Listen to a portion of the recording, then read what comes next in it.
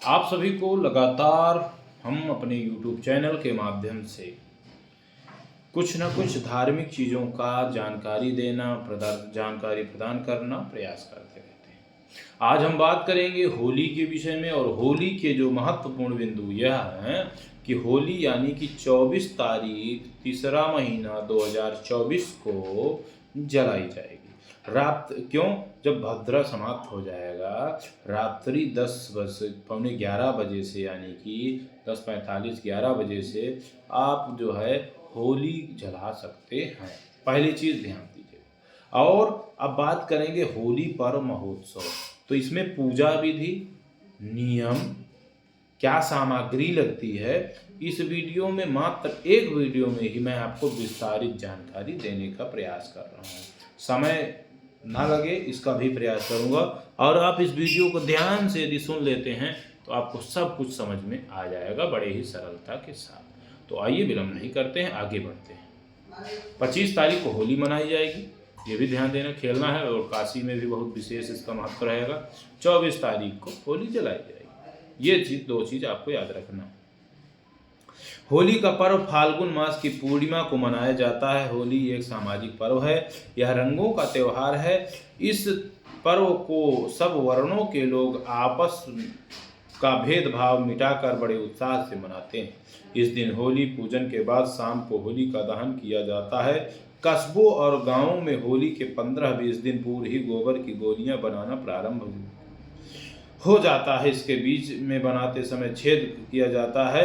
इनके सूखने पर रस्सियों में पिरोकर मालाएं जाती हैं। होलिका दहन के 2-3 दिन पहले से खुले मैदानों में लक्कड़ कंडे दहन के लिए रखे जाते हैं। यह मालाएं वहीं रखी जाती हैं। अब ध्यान दीजिएगा, पूजा विधि विधान।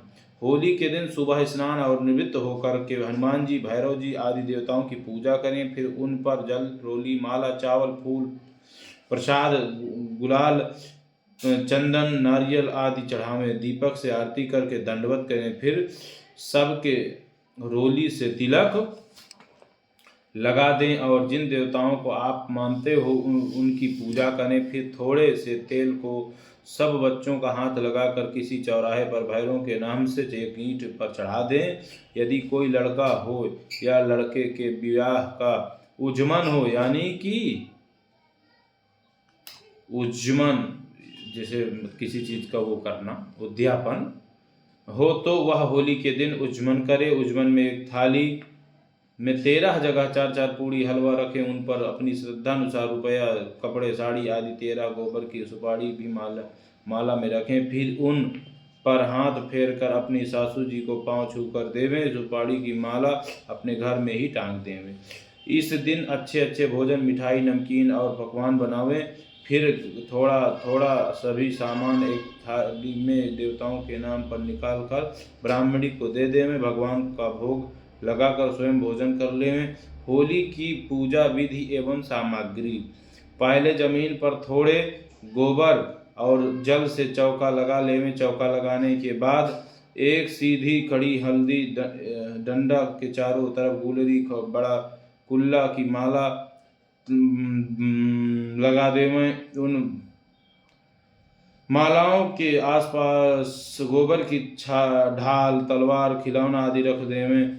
जो पूजन का समय नियत हो उस समय जल, रोली, चावल, फूल, गुलाल, गुड़ आदि से पूजन करने के बाद ढाल, तलवार अपने घर में रख लेवें। 4 जेल माला, गुलरी की माला अपने घर में पितरों, हनुमान जी, शीतला माता तथा घर के नाम की उठाकर अलग रख देवें। यदि आपके यहाँ पर घर में होली न जलती हो तो एक माला, ऊख, पूजा की समस्त सामग्री, कच्चे सूत की कुगड़ी, जल का लोटा, नारियल, बूट, कच्चे चना की डाली, पापड़ आदि सब सामान्य गोवा गांव या शहर की होली जिस स्थान पर जलती हो वहां ले जावें। वहां जाकर होली का पूजन करें। जेल, माला, नारियल आदि चढ़ा देवें, परिक्रमा देवें। पापड़, बूट आदि होली जलने पर भून लेवें और सभी में का बांट कर खा लेवें।